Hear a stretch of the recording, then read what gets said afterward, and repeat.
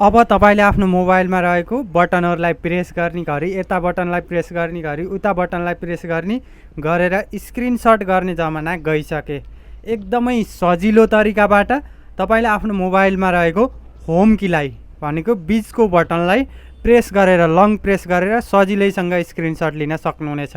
यहाँनिर देख्न सक्नुहुनेछ एकदमै सजिलो तरिकाबाट स्क्रिनशट।